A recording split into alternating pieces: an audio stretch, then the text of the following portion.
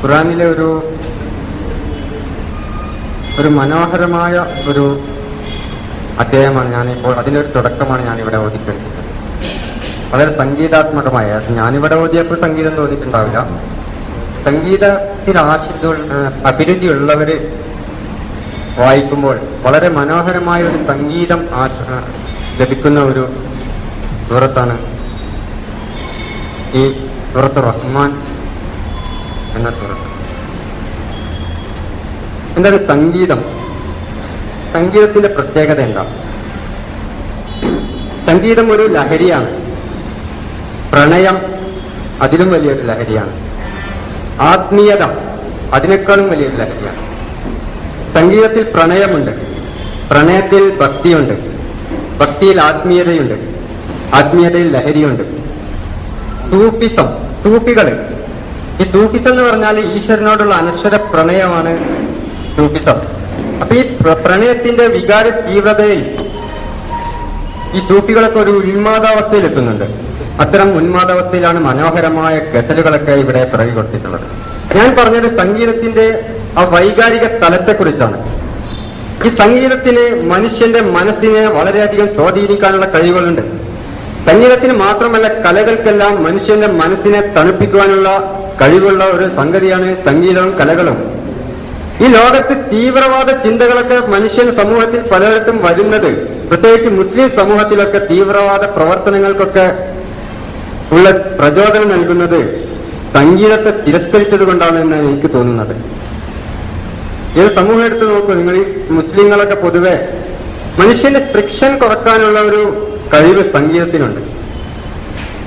അപ്പൊ എന്താണ് ഇവിടെ സംഗീതത്തെ പറ്റി ഇവിടെ ചർച്ച ചെയ്യേണ്ട ആവശ്യം എന്താ? ഇത് ഇസ്ലാമും തമ്മിൽ ഇപ്പൊ എന്ത് ബന്ധമുള്ളത്? ഇവിടെ നമ്മളെ സംബന്ധിച്ചിടത്തോളം ഇസ്ലാം എന്ന് പറഞ്ഞാൽ ഇവിടെ ഖുർആൻ പഠിക്കാന്ന് പറഞ്ഞാല് അത് ഖുർആൻ ഇവിടെ വന്നിട്ട് ഒരാൾ വന്നിട്ട് ഖുർആനിന്റെ കുറച്ച് ആയത്ത് വരിക, എന്നിട്ട് അതിന് കുറച്ച് അർത്ഥം വെക്കുക. സത്യത്തിൽ എന്താണ് നമ്മൾ ഈ ഖുർആൻ പഠനം? എന്തിനു വേണ്ടിയാണ് ഖുർആൻ പഠിക്കണം എന്ന് പറയുന്നത്? അല്ലെങ്കിൽ എങ്ങനെയാണ് ഈ റൂട്ടിലേക്ക് നമ്മൾ എത്തുന്നത്? നമ്മളിവിടെ പല കാര്യങ്ങളും, ഇവിടെ കുറെ ആചാരങ്ങളുടെ അനുഷ്ഠാനങ്ങളുടെയും കാര്യങ്ങൾ ഖുർആൻ പറഞ്ഞതിനെ പറ്റി തർക്കിച്ച് സമയം കളയാണ്. യഥാർത്ഥമായ വായനയിലേക്ക് നമ്മൾ ഇപ്പോഴും എത്തിയിട്ടില്ല. ഇത് മനുഷ്യ സമൂഹവുമായി ഇതിന് എന്ത് ബന്ധമാണ് ഉള്ളത് എന്ന് നമ്മൾ ചിന്തിക്കുന്നില്ല. ഇപ്പൊ ഇവിടെ അയ്യാമു മഅദൂദാത്ത് ചർച്ച ചെയ്യാൻ തുടങ്ങിയിട്ട് 20 വർഷമായി. അത് 3 ആണോ 7 ആണോ ഇതുവരെ തീരുമാനമായിട്ടില്ല. ഇനി ഖിയാമത്ത് നാൾ വരെ ചർച്ച ചെയ്താലും അയ്യാമു മഅദൂദാത്ത് എന്താണെന്ന് തീരുമാനമാവില്ല. കാരണം നമ്മൾ പഠിക്കുന്നത്, നമ്മൾ ചർച്ച ചെയ്യുന്നത് ഫിഖിന്റെ അടിസ്ഥാനത്തിലാണ്. കർമ്മശാസ്ത്രമാണ് ഇസ്ലാം എന്ന് പറഞ്ഞാൽ, ഈ ഖുർആൻ എന്ന് പറഞ്ഞാൽ അത് കുറെ കർമ്മശാസ്ത്രം പഠിപ്പിക്കുന്ന ഗ്രന്ഥമാണ്. കർമ്മശാസ്ത്രമാണ് ഇതിന്റെ വിഷയം എന്ന രൂപത്തിലുള്ള ചർച്ചയിലാണ് നമ്മളിപ്പോഴും. ആ ചർച്ചയിൽ ഖിയാമത്ത് നാൾ വരെ ചർച്ച ചെയ്താലും ഈ രൂപവും ഭാവോ എണ്ണോ ഒന്നും നമുക്ക് കിട്ടുകയില്ല. അപ്പൊ എന്താണ് ഖുർആൻ? അപ്പൊ അയ്യാമു മഅദൂദാത്ത് എന്താണെന്ന് മനസ്സിലാകണമെങ്കിൽ ആദ്യം സിയാം എന്താണെന്ന് പഠിക്കണം. അത് സിയാം എന്താണെന്ന് പഠിക്കണമെങ്കിൽ ഖുർആൻ എന്താണെന്ന് പഠിക്കണം. ഇത് കർമ്മശാസ്ത്രം പഠിപ്പിക്കുന്ന ഒരു ഗ്രന്ഥമാണോ? അതല്ല അതിന്റെ അപ്പുറത്തുള്ള വല്ല പ്രത്യേകതയുണ്ടോ? ഈ സമൂഹത്തിൽ അന്ധകാരവും അനാചാരങ്ങളും ഇല്ലായ്മ ചെയ്യാനുള്ള ഗ്രന്ഥമാണോ? ആ രൂപത്തിലുള്ള ആശയങ്ങളാണോ ഇതിൽ പറയുന്നത് എന്ന് മനസ്സിലാക്കണം. അപ്പൊ സമൂഹത്തെ ഇത്തരത്തിൽ ഉത്ബോധിപ്പിക്കാനുള്ളതാണ് എന്ന് നമുക്ക് അറിയണമെങ്കിൽ ആദ്യം ഈ സമൂഹം എന്താണെന്ന് അറിയണം, ഈ സാമൂഹിക വ്യവസ്ഥ എന്താണെന്ന് അറിയണം. അപ്പൊ ഈ സമൂഹ വ്യവസ്ഥിതി അറിയാതെ, സാമൂഹിക സിസ്റ്റം, സോഷ്യൽ സിസ്റ്റം എന്താണെന്ന് പഠിക്കാതെ ഖുർആനിന്റെ റൂട്ടിലേക്ക് നമ്മൾ എത്തുകയില്ല. ആ രൂപത്തിൽ സമൂഹത്തെ ബാധിക്കുന്ന വിഷയങ്ങൾ എന്ന നിലയിൽ ഏതെല്ലാം ഘടകങ്ങൾ സൊസൈറ്റിയെ ബാധിക്കുന്നു, അതുകൂടെ കുറച്ച് ആൾക്കാർ നോമ്പ് നോറ്റ്, 3 ദിവസം നോമ്പ് വെച്ച ഒരാൾ 7 ദിവസം നോറ്റ്, ഒരാൾ 30 ദിവസം നോമ്പ് വെച്ച്. അതുകൊണ്ട് ഇവിടെ സൊസൈറ്റിയിൽ എന്ത് മാറ്റം ഉണ്ടാകുന്നത്? നമ്മൾ 7 3 നോമ്പ് എന്ന് തീരുമാനിച്ചതുകൊണ്ട് ഇവിടെ സാമൂഹിക വ്യവസ്ഥിതിക്ക് എന്ത് മാറ്റമാണ് അതുകൊണ്ട് ഉണ്ടാകുന്നത്? ഒരു മാറ്റം ഉണ്ടാകുന്നില്ല. അത് സമൂഹവുമായിട്ട് അത് ബന്ധപ്പെടുന്നതേയില്ല. അപ്പോൾ നമ്മൾ സമൂഹത്തെ എങ്ങനെയൊക്കെ സ്വാധീനിക്കപ്പെടുന്ന ഘടകങ്ങൾ, അത് ഏറ്റവും വലിയ ഘടകങ്ങൾ എന്തൊക്കെയാണ്? സംഗീതം അതിനൊരു വലിയ ഘടകമാണ്. ലോകത്തെ ഏറ്റവും കൂടുതൽ സ്വാധീനിക്കപ്പെടുന്ന ഘടകങ്ങളാണ് സംഗീതം, സൗന്ദര്യശാസ്ത്രമൊക്കെ. സൗന്ദര്യശാസ്ത്രം എന്നൊക്കെ പറയുമ്പോൾ അത് ഒരുപാട് പറയാനുണ്ട്, ഒരുപാട് പഠിക്കേണ്ട ഒരു വിഷയമാണ്. വളരെയധികം അഗാധ തലത്തിൽ പഠിക്കേണ്ട വിഷയമാണ് സൗന്ദര്യശാസ്ത്രം. സൗന്ദര്യബോധം അതൊക്കെ മനുഷ്യനെ ഏതെല്ലാം രൂപത്തിൽ സ്വാധീനിക്കുന്നു, മനുഷ്യന്റെ ക്രിയാത്മകത എങ്ങനെയാണ് അതുകൊണ്ട് വളർത്തപ്പെടുന്നത്, ഇതൊക്കെ ഒരുപാട് പഠിക്കേണ്ട വിഷയമാണ്. അപ്പോൾ ഞാൻ പറഞ്ഞു വന്നത് സംഗീതം അത് മനുഷ്യനെ എല്ലാ കാലത്തും എല്ലാ തരത്തിലും സ്വാധീനം ചെയ്യപ്പെടുന്ന ഒരു സംഗതിയാണ്. സംഗീതമില്ലാത്ത ഒരു ലോകത്തെ പറ്റി നമുക്ക് ചിന്തിക്കാൻ പറ്റില്ല. ഇത് വെറുതെ പറയുന്നതല്ല, നിങ്ങൾക്ക് ശരിക്കും പഠിച്ചാൽ മനസ്സിലാകും. ഏത് വ്യവസ്ഥ നോക്കൂ, ഏത് ആത്മീയമായ ചൂഷണങ്ങൾ ഇന്ന് ലോകത്ത് എല്ലായിടത്തും ഉണ്ട്. ഈ ആത്മീയ ചൂഷണങ്ങളുടെ എല്ലാം പിന്നിലാണ് പഠിച്ചു നോക്കിയാൽ ലോകത്ത് ഇന്ന് നിന്നുള്ള ഏത് ആത്മീയ ചൂഷണമുണ്ട് അതിന്റെ ഉള്ളിലെല്ലാം സംഗീതത്തെ ഫലപ്രദമായി ഉപയോഗിച്ചിട്ടുണ്ട്. ഇപ്പൊ അമൃതാനന്ദമായി, എങ്ങനെയാണ് അമൃതാനന്ദമായി ആളുകളെയൊക്കെ വശീകരിക്കുന്നത്? അവർ ഫലപ്രദമായി സംഗീതം ഉപയോഗിക്കുന്നു. ഇപ്പൊ ശ്രീ രവിശങ്കർ, അതല്ലെങ്കിൽ മറ്റുള്ള അതേപോലെ ആൾ ദൈവങ്ങള് എല്ലാം സംഗീതത്തെ ഫലപ്രദമായി ഉപയോഗിക്കുന്നു. അവരുടെ ആളുകൾ, അവരെ അടിമകളാക്കി മാറ്റുവാൻ വേണ്ടി സംഗീതത്തെ അവർ ഫലപ്രദമായി ഉപയോഗിച്ചുകൊണ്ടാണ് അവർ അടിമകളാക്കി മാറ്റുന്നത്. സംഗീതം ഒരു ലഹരിയാണ്. ആ ലഹരിയെ ഫലപ്രദമായ ആളുകളെ അടിമകളാക്കാൻ വേണ്ടി കാലാകാലങ്ങളിൽ പുരോഹിതന്മാർ ഉപയോഗിക്കുന്നുണ്ട്. നമുക്കറിയാം, നമ്മളെ സുന്നത്ത് ജമാഅത്തിലുള്ള മൗലൂദുകൾ, എന്താണ് ആളുകൾ മൗലൂദിന്റെ പിന്നാലെ പോകുന്നത്? അതിൽ സംഗീതാത്മകതയുണ്ട്, അതുകൊണ്ടാണ് അതിന്റെ പിന്നാലെ പോകുന്നത്. ഇപ്പം സ്വലാത്ത്, എന്താ ആളുകൾ സ്വലാത്ത് ജാഥക്ക് ഈ സ്വലാത്തിനൊക്കെ പിന്നാലെ പോകുന്നത്? അതിൽ സംഗീതമുണ്ട്. അപ്പൊ സംഗീതത്തെ ഫലപ്രദമായി ജനങ്ങളെ ചൂഷണം ചെയ്യാൻ ഉപയോഗിക്കാമെന്ന് പുരോഹിതന്മാർ പഠിച്ചിട്ടുണ്ട്. അതുപോലെ ഒരുപാട് ഉദാഹരണങ്ങൾ പറയാം. ഇപ്പോൾ ദർഗകളിലൊക്കെ അതുപോലെയുള്ള സംഗീതമൊക്കെ ഉപയോഗിച്ചുകൊണ്ട് ആളുകളെ അടിമകളാക്കി അവരുടെ ഒരു റൗണ്ടിലേക്ക് കൊണ്ടുവരുന്നു. ഇപ്പൊ സമദാനിയുടെ പ്രസംഗം നിങ്ങൾ ശ്രദ്ധിച്ചാൽ കാണാം. എന്നാൽ സമദാനിന്റെ പ്രസംഗത്തിൽ പ്രത്യേകം അതിൽ കുറെ ഇൽമ കിട്ടുന്ന വിചാരിച്ചിട്ടാണ് ആളുകളൊക്കെ അതിന്റെ പിന്നാലെ പോകുന്നത്. അതൊന്നുമല്ല, അതിന്റെ ആ ഒരു സംഗീതാത്മകത. ഇതാണ് ഏതൊരു ആത്മീയ ചൂഷണം ഇവിടെ ലോകത്ത് നിലവിലുണ്ടോ ആ ആത്മീയ ചൂഷണത്തിന്റെ ഉള്ളിലൊക്കെ ഒരു സംഗീതത്തെ അവർ ഫലപ്രദമായി ഉപയോഗിച്ചിട്ടുണ്ട്. ഏത് കാവ്യങ്ങൾ എടുത്തു നോക്കൂ നിങ്ങൾ, മനോഹരമായ നമ്മുടെ വേദഗ്രന്ഥങ്ങള്, ഖുറാനോ അല്ലെങ്കിൽ ഗീത എല്ലാം കാവ്യ രൂപത്തിലാണ്, കാവ്യങ്ങളാണ്. മനുഷ്യനെ ഏറ്റവും കൂടുതൽ സ്വാധീനിക്കാൻ കഴിയുക കവിതകൾക്കാണ്, ഗദ്യത്തിനേക്കാളും. അതാണ് ആ രൂപത്തിൽ സംഗീതം മനുഷ്യന്റെ മനസ്സിനെ വളരെയധികം സ്വാധീനിക്കുന്ന ഒരു ഘടകമാണ്. അതുകൊണ്ട് തന്നെയാണ് പുരോഹിതന്മാർ സാധാരണക്കാരിൽ നിന്നും ഈ സംഗീതത്തെ ഫലപ്രദമായി മാറ്റി നിർത്തിയത്. സംഗീതം ഉപയോഗിക്കാൻ പാടില്ല, സംഗീതം അഭ്യസിക്കാൻ പാടില്ല എന്ന രൂപത്തിൽ ഒരുപാട് ഹദീസുകൾ ഇവിടെ മുജാഹിദ് പള്ളിയിലൊക്കെ പ്രസംഗിക്കുന്നത് കാണാം. സംഗീതത്തിന് ഇൻസ്ട്രുമെന്റ്സ് ഒന്നും ഉപയോഗിക്കാൻ പാടില്ല, അതൊക്കെ തെറ്റാണ്. എന്തിനു വേണ്ടിയിട്ടാണ് ഈ സംഗീതത്തെ ഇവർ ഒഴിവാക്കിയത്? അതിനൊക്കെ വ്യക്തമായ ചില കാരണങ്ങളുണ്ട്. ഇപ്പൊ ബിസ്മി, ഇപ്പൊ മുജാഹിദുകളൊക്കെ ബിസ്മി ഓതാറില്ല ഫാത്തിഹ. അതുകൊണ്ട് എന്താ അവർക്ക് നഷ്ടം? ഒരു ഖുറാനിന് ഒരു ബിസ്മി ഓതാതെ ഓതിയതുകൊണ്ട്, ഖുറാൻ ഓതിയതുകൊണ്ട് അവർക്ക് എന്തെങ്കിലും പ്രത്യേകിച്ച് ലാഭമുണ്ടോ? പിന്നെന്തിനാണ് അത് ചെയ്യുന്നത്? അപ്പൊ ബിസ്മിയിൽ ചില കാര്യങ്ങളുണ്ട്, അതുകൊണ്ടാണ് ബിസ്മി ഒഴിവാക്കാൻ വേണ്ടി അവർ ശ്രമിച്ചത്. അവരെന്നാണ് ഇവിടുത്തെ മുജാഹിദുകളല്ല, ഈ ഹദീസുകളൊക്കെ ഉണ്ടാക്കിയവര് ബിസ്മി ഖുറാനിന്റെ ഭാഗമല്ല എന്ന് വരുത്തി തീർക്കാൻ വേണ്ടി ഖുറാനിൽ ആയത്തെണ്ണുമ്പോൾ ബിസ്മി എണ്ണാതിരുന്നതും ഖുറാൻ ഓതുമ്പോൾ അതിന്റെ തുടക്കത്തിൽ ബിസ്മി ഓതാതെ അവര് ഖുറാൻ ഓതിയതൊക്കെ ബിസ്മിയെ ഇല്ലാതാക്കണം. അപ്പൊ അത് ബിസ്മി ഇല്ലാതാക്കിയാൽ ഖുറാന്റെ ചില ആശയങ്ങൾ അതിൽ നിന്ന് നഷ്ടപ്പെട്ടു പോകും എന്ന് മനസ്സിലാക്കിയത് കൊണ്ടാണ് ബിസ്മിയെ അവർ ഇല്ലാതാക്കിയത്. അതുപോലെ ഇപ്പൊ മൗലവിയെ തട്ടിക്കൊണ്ടുപോയി. എന്താ, ഇവിടെ ആയിരക്കണക്കിന് പണ്ഡിതന്മാരുണ്ട്, പരിഷ്കർത്താക്കളുണ്ട്, നിരീശ്വരവാദികളുണ്ട്. ഖുറാൻ ഒരു ദൈവിക ഗ്രന്ഥമല്ല, അത് വളരെ മോശമായ ഗ്രന്ഥമാണ് എന്ന് അവതരിപ്പിച്ച നിരീശ്വരവാദികളടക്കം, ഇടമുറക്കിനെ പോലുള്ള ആളുകളടക്കം ഇവിടെ ഉണ്ടായിരിക്കെ ഖുറാൻ ഒന്നാമത്തെ പ്രമാണമാണ്, ഖുറാനാണ് പ്രമാണം എന്ന് പറഞ്ഞ ആളെ തട്ടിക്കൊണ്ടുവരെന്താ? അതിൽ ചില കാരണങ്ങളുണ്ട്. മറ്റുള്ളവരെ തട്ടിക്കൊണ്ടുവെക്കുന്നതിനെ അപേക്ഷിച്ച് മൗലവിയെ തട്ടിക്കൊണ്ടുപോയതിന് ചില കാരണങ്ങളുണ്ട്. അതുകൊണ്ടാണ് മൗലവിയെ തട്ടിക്കൊണ്ടുപോയത്. എന്നതുപോലെ ഈ സംഗീതത്തെ സമൂഹത്തിൽ നിന്ന് അകറ്റി നിർത്തുവാൻ കാലാകാലങ്ങളിൽ പുരോഹിതന്മാർ ശ്രമിച്ചിട്ടുണ്ട്. കാരണം സംഗീതം അവർക്ക് ചൂഷണത്തിന് വേണ്ടി ഉപയോഗിക്കാൻ വേണ്ടിയിട്ടായിരുന്നു അത്.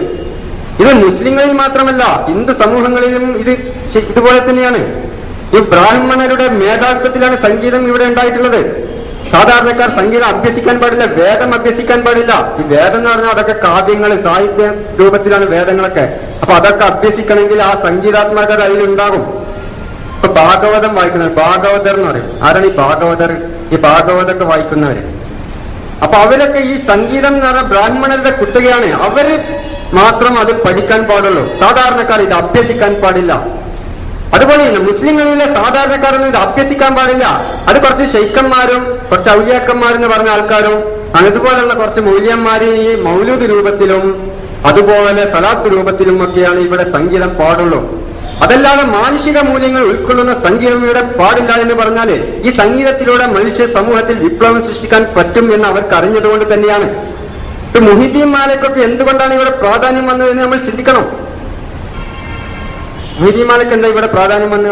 അതിനേക്കാളും നല്ല കാവ്യങ്ങൾ ഇവിടെ ഇല്ലേ?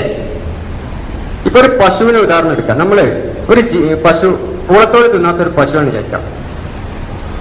അതിന് എത്ര കൊടുത്താലും പൂളത്തോട് തിന്നില്ല. അപ്പൊ അതിന് പൂളത്തോട് തീറ്റിക്കാൻ എന്താ വഴി? ഒരു 4 ദിവസം പട്ടിണിക്കിടാം, ഒരു സാധനം കൊടുക്കാതിരിക്കാം. എന്നിട്ട് പൂളത്തോട് കൊടുത്താൽ അത് വലിയ ആർത്തിയിൽ അത് തിന്നും, പിന്നെ അത് ശീലമാവും.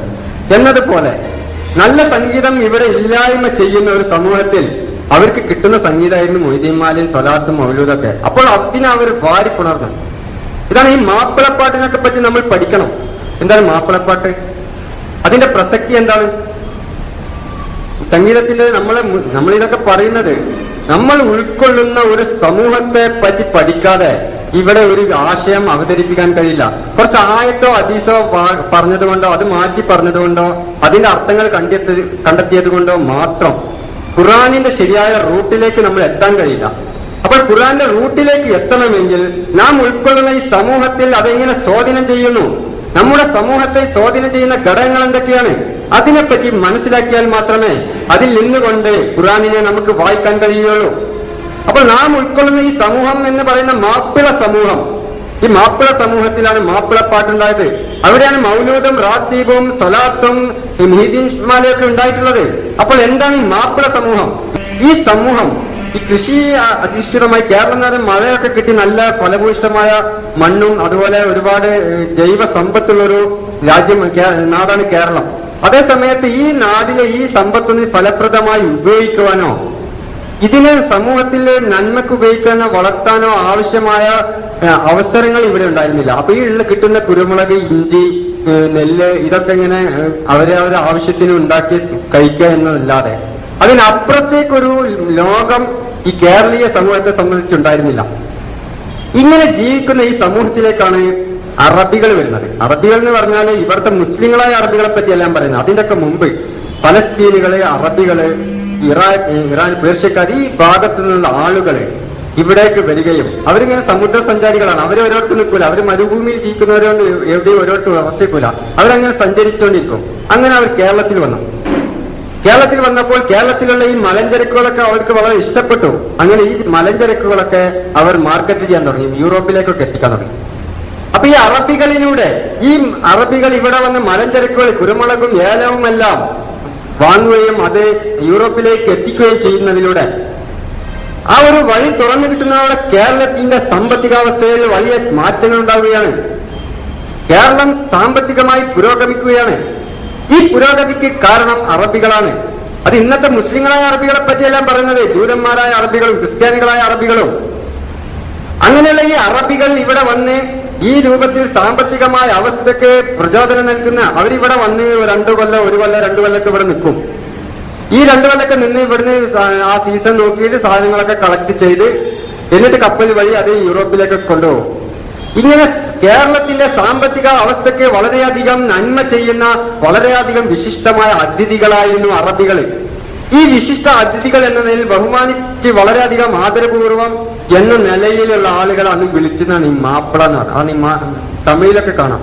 നമ്മളുടെ വേണ്ടപ്പെട്ട അതിഥികൾ, നമ്മൾ വളരെയധികം ബഹുമാനിക്കപ്പെടേണ്ട ആദരിക്കപ്പെടേണ്ട അതിഥികൾ എന്ന നിലയിൽ അറബികളെ വിളിച്ചതാണ് മാപ്പിള. അങ്ങനെയാണ് ഇവിടെ കേരളത്തിൽ മാപ്പിള ഉണ്ടാകുന്നത്. ഈ അറബി മാപ്പിള, അത് ജൂത മാപ്പിളയുണ്ട്, ക്രിസ്ത്യൻ മാപ്പിളയുണ്ട്, മുസ്ലിം മാപ്പിളയുണ്ട്. പിന്നീട് കുറെ കാലം കഴിഞ്ഞപ്പോൾ ഈ ജൂതന്മാരും ക്രിസ്ത്യാനികളൊക്കെ സൗദി അറേബ്യയുടെ ആ അറബി നാടുകളിൽ, പേർഷ്യൻ നാടുകളിൽ നിന്നുള്ളവരൊക്കെ ഇസ്ലാമിലേക്ക് മാറുകയും അങ്ങനെ അവിടെയൊക്കെ ഇസ്ലാം ആയപ്പോൾ ഈ മാപ്പിളക്ക് മുസ്ലിങ്ങൾ എന്ന രൂപത്തിൽ മുസ്ലിങ്ങൾ മാത്രം അറബികളായി മാറുകയും ചെയ്തപ്പോൾ ഈ മാപ്പിള എന്നത് മുസ്ലിങ്ങളെ മാത്രം കോൺസെൻട്രേറ്റ് ചെയ്യപ്പെട്ടു. ആ അറബികൾ ഇവിടെ വന്ന് ഇവിടെ കേരളത്തിൽ വന്ന് കോസ്റ്റൽ സോണിലൊക്കെ താമസിച്ച് അപ്പൊ 2 കൊല്ലമൊക്കെ താമസിക്കും. അന്നത്തെ കേരളീയ വ്യവസ്ഥിതി എന്ന് പറഞ്ഞാൽ ജാതി സമ്പ്രദായങ്ങളൊക്കെ ഉള്ള സ്ഥലമാണ്. നായർ സമുദായത്തിൽ ബഹുഭർത്തൃത്വമുണ്ട്. അപ്പൊ ഇങ്ങനെയുള്ള സമൂഹത്തിൽ നിന്ന് ഇവിടുന്ന് കല്യാണം കഴിക്കും. അറബികൾക്കൊരു പരിപാടിയുണ്ട്, താൽക്കാലിക കല്യാണം എന്ന് പറയും, മുത്തലാഖ് കല്യാണം. ഈ താൽക്കാലിക കല്യാണം കഴിക്കും ഇവിടെ അവര് ഈ അറബികൾ ഇവിടെ നിന്നിട്ട് അവര് കല്യാണം കഴിക്കും. അവരെ കുട്ടികൾ ഇവിടെ ഉണ്ടാവും. കുറച്ചു കഴിഞ്ഞാൽ അവര് പോകും. ഈ അറബികളായ മാപ്പിളമാരെ കേരളത്തിൽ അന്ന് അവർക്ക് സ്വന്തമായി വീടില്ല, അവരെ വീട് ഇവിടുത്തെ വീട്. അപ്പൊ അതാണ് ഈ മരുമക്കത്തായം, മുസ്ലിങ്ങളുടെ ഈ കോസ്റ്റൽ സോണുകളിൽ മരുമക്കത്തായം ഉണ്ടാകാനുള്ള കാരണം ഈ അറബികൾ ഇവിടെ വന്ന് മാപ്പിളമാരായതല്ല. ഈ അറബി മാപ്പിളമാരെ സൽക്കരിക്കാൻ അന്നത്തെ ഭക്ഷണം, ഇവിടെ കേരളത്തിലെ ഭക്ഷണം എന്ന് പറഞ്ഞാൽ കുറെ സാമ്പാർ, ചോറ്, അതുപോലെയുള്ള സദ്യ, അതുപോലെയുള്ള പച്ചക്കറി വിഭവങ്ങളൊക്കെയാണ്. ഇതൊന്നും അറബികൾക്ക് പറ്റൂല. അവരുടെ മാപ്പിളമാരെ സൽക്കരിക്കാൻ അവരുടെ ഭക്ഷണ രീതി നമുക്കും അറിയില്ല. ഇങ്ങനെ അറബികളായ മാപ്പിളമാരെ സൽക്കരിക്കാനും അവർക്ക് വേണ്ട ഭക്ഷണം ഒരുക്കുന്ന പരീക്ഷണങ്ങൾ കേരളീയ വനിതകൾ നടത്തി. അതിന്റെ അനന്തരഫലമായിട്ടാണ് ഇന്ന് നമ്മളെ പടിഞ്ഞാറൻ സൈഡുകളിലൊക്കെ ഉണ്ടായ ഈ കേരളീയത്തെ മുസ്ലിങ്ങളുടെ മാപ്പിളമാരുടെ ഒരു ഭക്ഷണ സംസ്കാരം ഉണ്ടായത്. ഈ പത്തിരി, കോഴി, ബിരിയാണി, അലീസ, ഇതൊക്കെ അറേബ്യൻ ഭക്ഷണ രൂപവും കേരളത്തിലെ ഭക്ഷണ രൂപത്തിന്റെയും ഒരു മിക്സിംഗ് ആണ്. അറബികളായ മാപ്പിളമാർക്ക് വേണ്ടി കേരളീയ വനിതകൾ ഉണ്ടാക്കിയ ഭക്ഷണത്തിന്റെ പരീക്ഷണത്തിന്റെ അനന്തരഫലമായിട്ടാണ് ഒരു ഭക്ഷ്യ സംസ്കാരം തന്നെ കോസ്റ്റൽ സോൺ കേന്ദ്രീകരിച്ചിട്ടുണ്ടായിട്ടുള്ളത്. അലീസ, ബിരിയാണി, ഇതൊന്നും അന്ന് അതിന്റെ മുമ്പ് ഇവിടെ ഇവിടുത്തെ ആളുകൾക്ക് അറിയില്ല. ഇതേ കാലഘട്ടത്തില് ഇതിനോടനുബന്ധിച്ച് ഇവിടെ പല വിശ്വാസങ്ങൾ, ഈ അറബികളുടെ ആശയങ്ങൾ അവിടെ മുസ്ലിങ്ങളുടെ വിശ്വാസങ്ങളൊക്കെ ഇവിടെ ഈ സ്വീകരിച്ച് അങ്ങനെ ഇവിടെ കുറെ താഴേക്കിടയിൽ ആളുകളെല്ലാം ഇസ്ലാമിലേക്ക് വന്നു. അങ്ങനെ മുസ്ലിങ്ങൾ എന്ന വിഭാഗം അതൊരു മാപ്പിളമാർ എന്ന രൂപത്തിൽ അത് പിന്നീട് മാറ്റം വന്നു. അങ്ങനെയാണ് ഇവിടെ കേരളത്തിൽ മാപ്പിളമാരുണ്ടായത്. അങ്ങനെ ഈ കേരളത്തിലെ ഈ മാപ്പിളമാർ എന്ന് പറയുന്ന ഈ മുസ്ലിങ്ങള് അന്ന് ഇവിടെ കേരളത്തിലെ ഹിന്ദു സമൂഹത്തിന് കുറെ പൂരങ്ങള്, വേലകളൊക്കെ ഉണ്ട്. സവർണ വിഭാഗങ്ങളിൽ കുറെ പൂരങ്ങള്, അതുപോലെ മറ്റുള്ളവർക്ക് കുറെ വേലകളൊക്കെ ഉണ്ട്. അപ്പൊ നമുക്കും വേണം ചില ഐഡന്റിറ്റി കീപ്പ് ചെയ്യുക എന്നത് ഏത് സമൂഹത്തിന്റെയും ഒരു ആവശ്യമാണ്. ആ ഐഡന്റിറ്റി കീപ്പ് ചെയ്യാൻ വേണ്ടി ഇതിനോടനുബന്ധമായി നേർച്ചകൾ എന്ന് പറഞ്ഞിട്ട് ഇവരും ഉണ്ടാക്കി. അങ്ങനെയാണ് ഇവിടെ നേർച്ചകൾ ഉണ്ടാക്കി. ഇതിലൊക്കെ സംഗീതം ഉണ്ട്. ഈ നേർച്ചകളും ഇതിലൊക്കെ സംഗീതാത്മകത ഉള്ളതുകൊണ്ടാണ് ആളുകൾ അതിൽ ആകർഷിക്കപ്പെടുന്നത്. മാത്രമല്ല ആ കാലഘട്ടത്തിൽ ഈ സൂഫി ചിന്തകളും ഇവിടെ വന്നു. ഈ സൂഫിസ് എന്ന് പറയുമ്പോൾ മൻസൂർ ഹല്ലാജ് അനൽ ഹക്ക് എന്ന് പറഞ്ഞിട്ട് ഞാൻ തന്നെ ദൈവം, അതിന് ഹക്ക് എന്നാണ് എന്നിൽ തന്നെ ദൈവം എന്നാണ് അതിന്റെ ശരിക്കുള്ള ആശയം. അദ്വൈതവാദത്തിന്റെ ഒരു ആശയമാണ് അനൽ ഹക്ക്. അഹം ബ്രഹ്മാസ്തി, എന്നിൽ തന്നെയാണ് ദൈവം. ദൈവം എന്ന് പറഞ്ഞാൽ എന്റെ മനസ്സിൽ തന്നെ എന്നുള്ള ഒരു പദപ്രയോഗം. അത് അനൽ ഹക്ക് എന്ന് പറയുമ്പോൾ ഞാൻ തന്നെ ദൈവം എന്ന ഭാഷാർത്ഥം വരും. അപ്പൊ അതിൽ തെറ്റിദ്ധരിച്ച് അദ്ദേഹത്തെ വച്ചു ഈ സൂഫി ആചാര്യന് മൻസൂർ ഹല്ലാജ്. അതിനുശേഷം ഇതേ ആശയത്തിൽ ആകൃഷ്ടനായ മുഹീദ്ദീൻ ഷെയ്ഖ് മുഹീദ്ദീൻ അബ്ദുൽ ഖാദർ ജീലാനി ഈ ആശയങ്ങൾ അവിടെ ബാഗ്ദാദൊക്കെ കേന്ദ്രീകരിച്ച് പ്രചരിപ്പിച്ച അതേ ആശയങ്ങൾ ആ കാലഘട്ടത്തിൽ കേരളത്തിലും വന്നു. അങ്ങനെയാണ് കേരളത്തിൽ ഈ സൂഫി ചിന്തകൾ വന്നത്. ഈ സൂഫികളുമായിട്ടുള്ള ഈ ഔലിയാക്കന്മാരൊക്കെ ബഹുമാനവുമായി ബന്ധപ്പെടുത്തിക്കൊണ്ടാണ് കേരളത്തിൽ നേർച്ചകളൊക്കെ വന്നിട്ടുള്ളത്. അപ്പൊ ഈ കാലഘട്ടത്തിൽ കേരളീയ സമൂഹം, മാപ്പിള സമൂഹം, അത് മറ്റു സമൂഹത്തിൽ നിന്ന് കുറച്ച് വേറിട്ട് നിൽക്കുന്ന ഒരു സമൂഹമായിരുന്നു. ഈ സമൂഹത്തിൽ അന്നത്തെ ഈ മുസ്ലിങ്ങൾ ഈ വിദ്യാഭ്യാസപരമായി വളരെ പിന്നോക്കമായിരുന്നു, സാംസ്കാരികമായി പിന്നോക്കമായിരുന്നു. അതുകൊണ്ട് തന്നെ അവർക്ക് കവിതകളോ സംഗീതമോ അഭ്യസിക്കാനുള്ള അവസരം ഉണ്ടായിരുന്നില്ല. ഈ കാലഘട്ടത്തിലാണ് അവിടെ ആ സംഗീതമില്ലാത്ത സമൂഹത്തിലേക്ക് അന്നത്തെ മതവിശ്വാസം ആശയങ്ങളുള്ള ആളുകള് ഈ ഭക്തിയുമായി ബന്ധപ്പെടുത്തി ഈ മുഹീദ്ദീന്മാരെയൊക്കെ ഉണ്ടാക്കുന്നത്.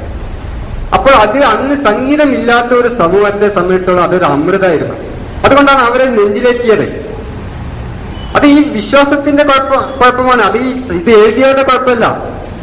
പിന്നീട് കാലഘട്ടം മാറി ബ്രിട്ടീഷുകാരൊക്കെ വന്നപ്പോൾ അതിനെതിരെയുള്ള പ്രതികരണം എന്നൊരു സംഗീതം എഴുതാൻ തുടങ്ങി. പിന്നീടും വീണ്ടും കാലഘട്ടം മാറി സമൂഹത്തിൽ പുരോഗമന ആശയങ്ങളുള്ളവരൊക്കെ സംഗീതം അഭ്യസിക്കാൻ തുടങ്ങി. അങ്ങനെ മാപ്പിളപ്പാട്ടിന്റെ രൂപം മാറി ഇന്നത്തെ കാലത്തിലായി. പ്രവാസി ജീവിതമൊക്കെ തുടങ്ങിയപ്പോ കത്തുപാട്ടൊക്കെ വന്നു. അതിനുശേഷം അങ്ങനെ ഞാൻ പറഞ്ഞു വന്നത് സംഗീതം അത് ഈ സമൂഹം എങ്ങനെയാണ് വിശ്വസിക്കുന്നത് അതിനനുസരിച്ച് ഇതിനൊക്കെ മാറ്റങ്ങൾ വരും. ഇപ്പൊ പല മാപ്പിളപ്പാട്ടുകളും അന്ധവിശ്വാസങ്ങളൊക്കെ അംഗീകരിക്കുന്നതുണ്ടെങ്കിൽ അത് പാട്ടിന്റെ കുഴപ്പമല്ല, സംഗീതത്തിന്റെ കുഴപ്പമല്ല, അത് ആ വിശ്വാസം ആ സമൂഹത്തിലുള്ളവരുടെ കുഴപ്പമാണ്. ഇപ്പൊ ഉടനെ കഴുത്തിന്റെ ദറുപ്പു ബാപ്പ എന്നൊക്കെ പറഞ്ഞ ഇത് കേട്ടാ തോന്നും കഴുത്തിനിട്ട് അറക്കാനായിട്ട് ഇബ്രാഹിം നബി നടക്കുകയായിരുന്നു, അത് വലിയൊരു പുണ്യമായിരുന്നു. അതുപോലെ ആദമിന്റെ മക്കളെ കഥ പറഞ്ഞിടത്ത് പെണ്ണുകേസിലായിരുന്നു ആദമിന്റെ മക്കൾ തമ്മിൽ തല്ലിയത് എന്നൊക്കെയാണ്. അത് ഇവിടെയുള്ള വിശ്വാസം അങ്ങനെയാണ്. ശരിക്കും ഖുർആൻ പറയുന്ന ആദമിന്റെ മക്കള് പറയുന്ന കാര്യം അത് പെണ്ണുകേസൊന്നുമല്ല. അത് ഖുർആൻ പഠിക്കാതെ ഖുർആൻ പഠിപ്പിക്കാത്ത സമൂഹത്തോട് അന്നത്തെ സമൂഹത്തിന്റെ വിശ്വാസം അനുസരിച്ച് കവിതകൾ എഴുതിയപ്പോ ആ കവിതകൾക്ക് അത് ആ വിശ്വാസവുമായി ബന്ധപ്പെട്ടാണ് ഞാൻ പറഞ്ഞു വന്നത്. ഈ സംഗീതം അത് മതവിശ്വാസവുമായി ബന്ധപ്പെട്ടല്ല. പക്ഷെ മതവിശ്വാസമുള്ളവർ സംഗീതം എഴുതുമ്പോൾ അവർക്കനുസരിച്ച് എഴുതും. അത് ദൈവത്തിൽ വിശ്വാസമുള്ളവർ ദൈവത്തെ വർണ്ണിച്ചെഴുതുന്ന പോലെ മുഹമ്മദ് നബിയോട് ഭക്തിയുള്ളവർ അതിന് വർണ്ണിച്ചെഴുതും, ഗുരുവായൂരപ്പന് ഭക്തിയുള്ളവർ അതിന് വർണ്ണിച്ചെഴുതും. സംഗീതമൊക്കെ കണക്കന്നെ. ഏതാണെങ്കിൽ സംഗീതത്തിന് ഒരേ താളമേ ഉള്ളൂ.